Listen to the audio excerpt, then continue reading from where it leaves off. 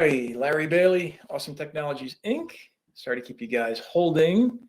First, Brian's like, first. Brian, you're awesome. Where are you, Brian, by the way? Because I want to try and get actually regional events to happen this year, because last year I felt like I didn't get a chance. And so before I get into that in Frozen Midwest, all right, good. Are you out with Amy and the gang?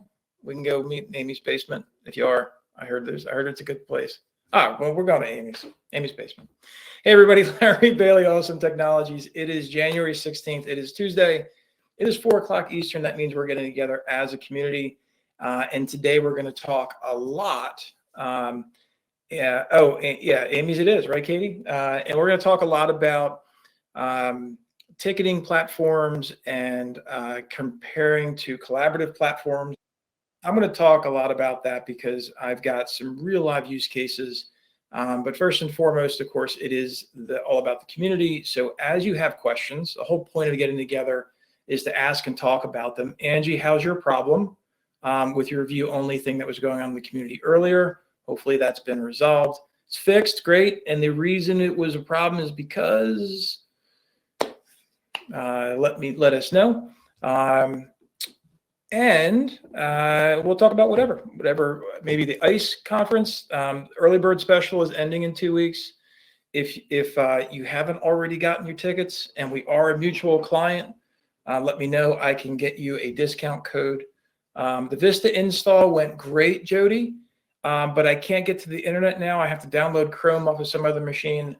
And the only reason why I'm keeping that sucker is because it's got a writable DVD-ROM. And that's my story. I'm sticking with it. Anyway, so Luba says my problem is now spread to 2 people. Luba, do you want to talk about your problem with the group? Because I have no idea what your problem is, because I've been in meetings like nonstop. So let me know. ICE. Oh, Angie. ICE seems to think the LO persona somehow got corrupted. That's an interesting problem and an interesting analysis. We'll have to find out more about that. And Jody says, dude, like $30 on Amazon for USB one. I mean, that's not worth it. Oh, you mean like a little USB computer? I know. It's just sentimental. It's like almost an antique, or it is an antique.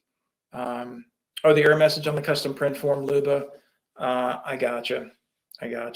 Hey, Brian, don't feel bad. I just found a Blu-ray player in my tote of technology that's been up in my attic for at least 5 years that I'm giving to Goodwill because somebody needs a Blu-ray player, right? Anyway, does anyone have anything they want to talk about? I tell you what, John, I have 2 VCR players because I have VCR and then the mini DVD tape things, all the technology, and then of course CD-ROMs and those kinds of things. I got so many home movies on these VCRs. That I still have to get converted over. And so Jolene says, hey, I pulled out a VCR a couple weeks ago to watch a homemade movie. Trust me, if you're at least 40 years old, you probably got some VCR homemade movies somewhere. So don't get rid of your VCRs because those suckers are expensive to replace. They really are. Cassette Walker, yeah. I tell you what, if you've got a Sony Walkman cassette player, that's another doozy.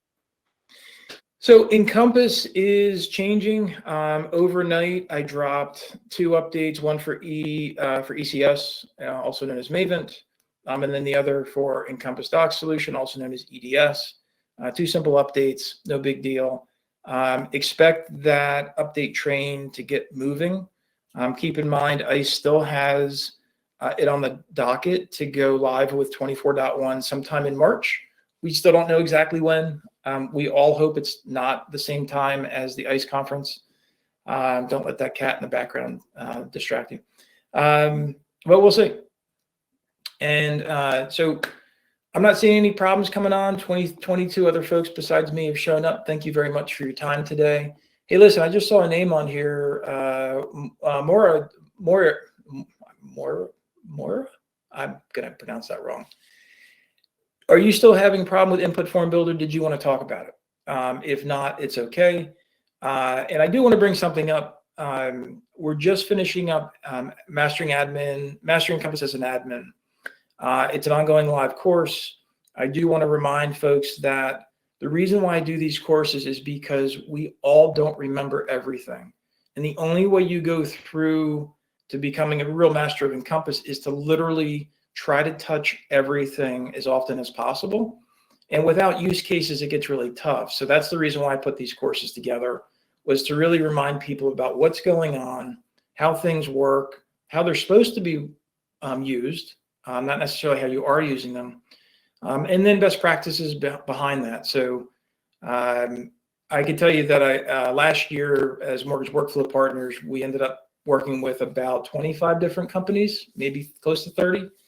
Out of those, I did 5 or 6 full workflow reviews of the entire organization. And I can tell you, we still found closers and post-closures, not closers, but post-closures working off spreadsheets. We constantly found underwriters working off handwritten notes, and those kinds of things. So I don't think that there's ever a moment where you can't learn something new on your own, or even better, that you need to revisit something that you don't know how to do. And it's important to keep testing your skill sets. Like earlier today, I was working with somebody about writing fields to the 4506, so the IR fields on the second 1003 set.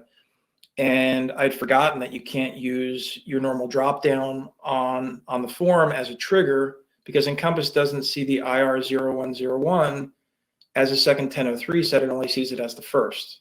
So you've got to use another trigger to fire advanced code to handle second and subsequent 1003 sets. I've forgotten it. Haven't touched it in a while, but we had a use case to work through, and it was important to remember what to do.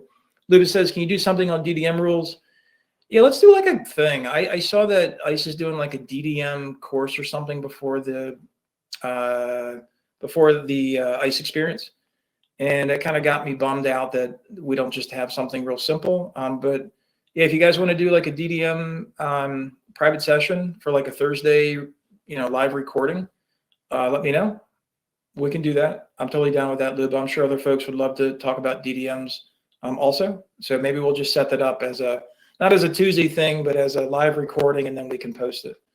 So Thursdays, no, Brian, I switched Thursdays to no longer being live because I have a lot of interviews. Like I just did an interview with Naveed Panjwani, who works for ATI and owns this thing called eCompensate.